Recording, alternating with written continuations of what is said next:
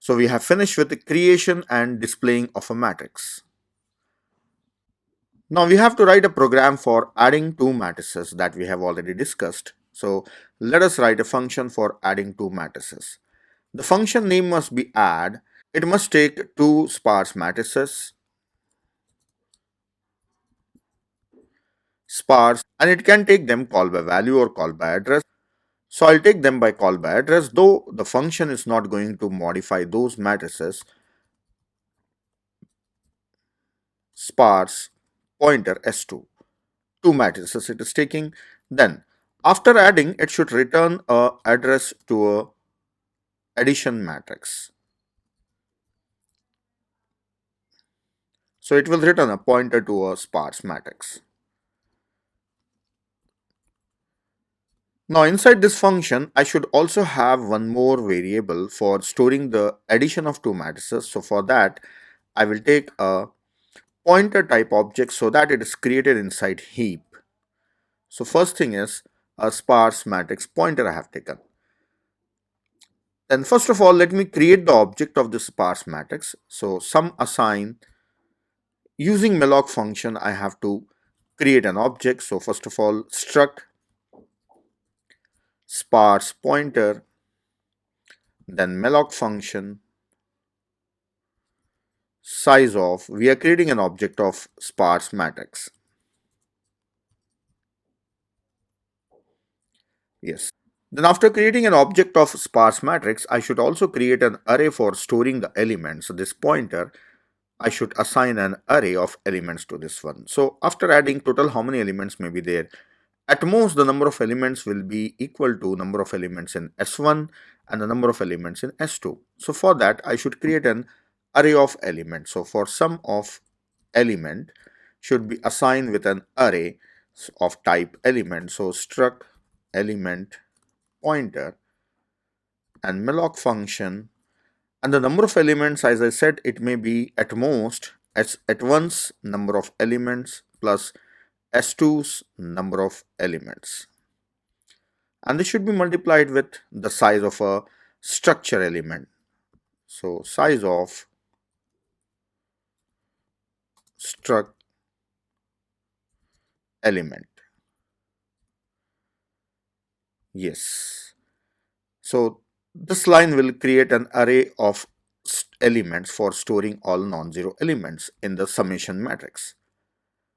Now I should write down the loop for comparing and copying the elements. So for that, I require some variables like I, j, and k, and I will initialize all of them to 0. I assign, j assign, k assign 0.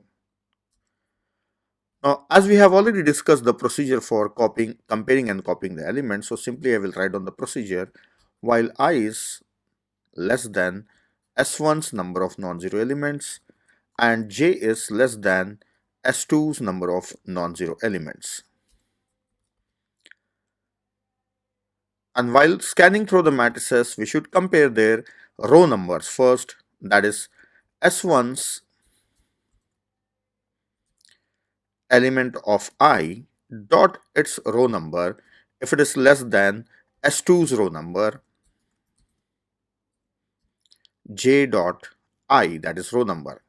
If this is less, then in sum of element of k, I should copy the element from S1, I, and I should increment both I as well as k. So this k is incremented as well as I is incremented. Now else if S2 is smaller, so I will write on this same code and modify it, these two lines. Now here, in the first condition we wrote if S1's row number is smaller.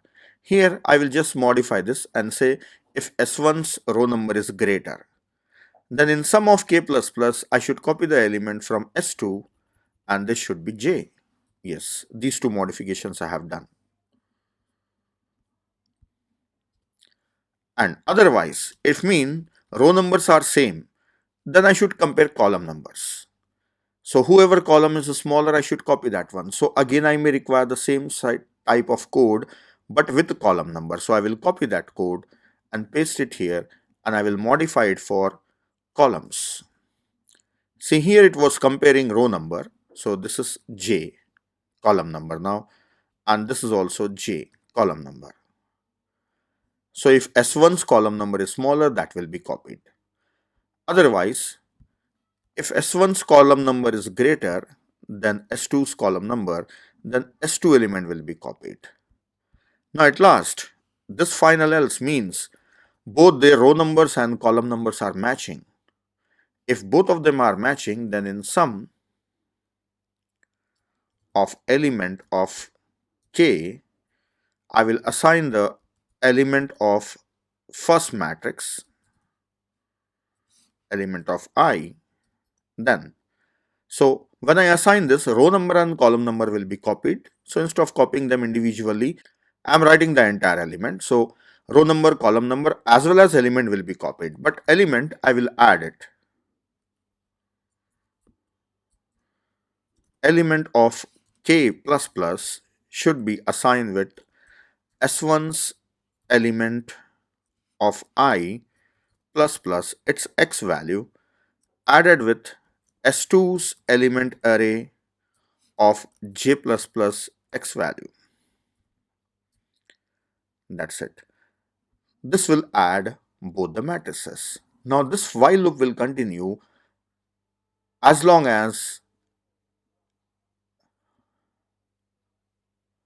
I is less than S1 matrix and J is less than S2 matrix, and it will terminate when any one of the matrix has finished. So rest is simply I should copy the rest of the elements from the remaining matrix. So remaining matrix may be either the first matrix or the second matrix. So whoever index has not reached their end, I should copy them. So if I is less than S1's number of elements, I should copy all the elements from first matrix. So I will continue in the same line. Sum of element of K++ will be assigned with S1 element of I. I don't have to increment I because it's already incremented inside for loop. Now the same thing I should do it for second matrix also. So I'll copy this and paste it here, and I will modify it for second matrix.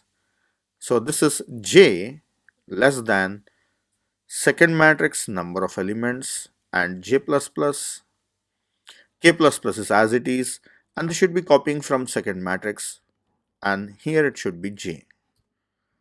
That's it. So this is the code for adding two matrices.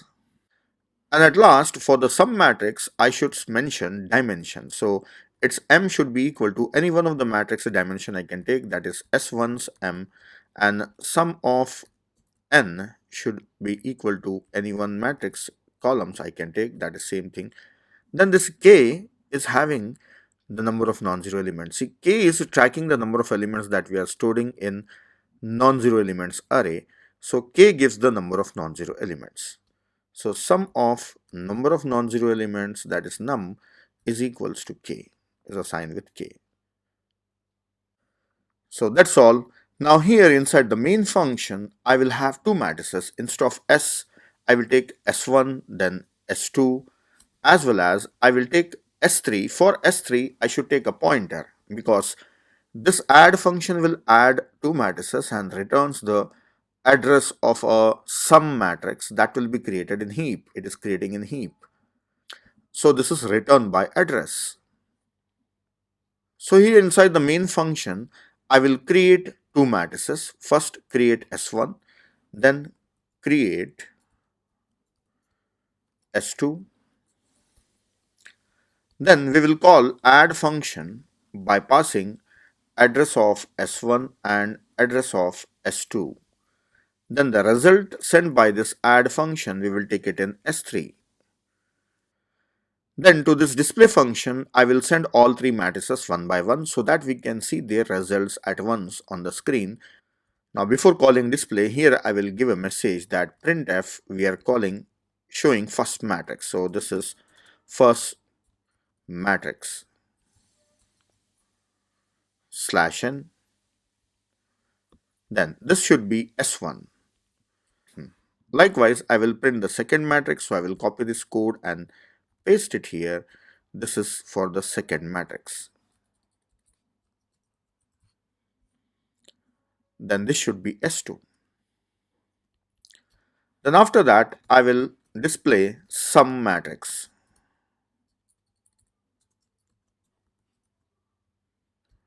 New line. Then call display function by sending third matrix. Now third matrix actually is a pointer, so I should send it dereference to value of that one. So it should be called by value. So I should dereference and send it. That's all. Program is ready. We are creating two matrices S1 and S2 and then calling add function for adding them. Then here I am displaying all three matrices, first and second and third. Now let us run the program. Program is running. First it is asking the dimensions of first matrix. So I will give it as 5 by 5. The number of non-zero elements I'll give as 5. Now asking for all the elements. So I will give the elements only in the diagonal. So 0, 0 the element is 1, 1, 1 the element is 1, 2, 2 is also 1, 3, 3 is 1, 4, 4 is 1. So I have given all values as 1.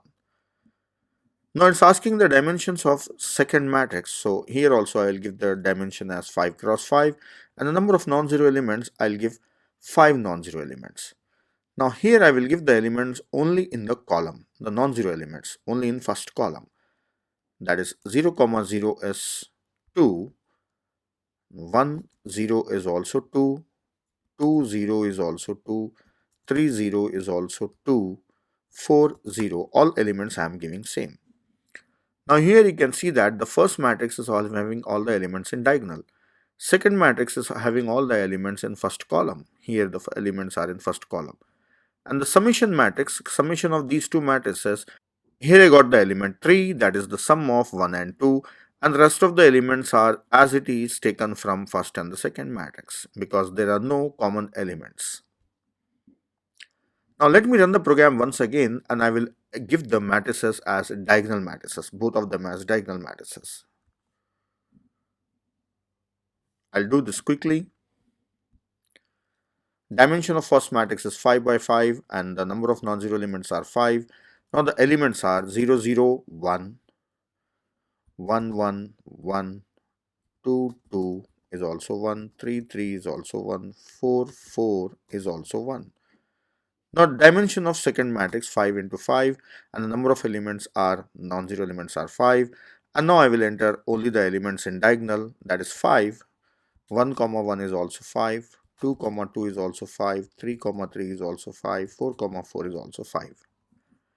First matrix is a diagonal matrix with all 1s and second matrix is a diagonal matrix with all 5s. And the summation matrix, as there are common elements, so they all are added. That's it. So that's all. We have seen the implementation of sparse matrix, that is creation, displaying and also adding two matrices. So practice this program.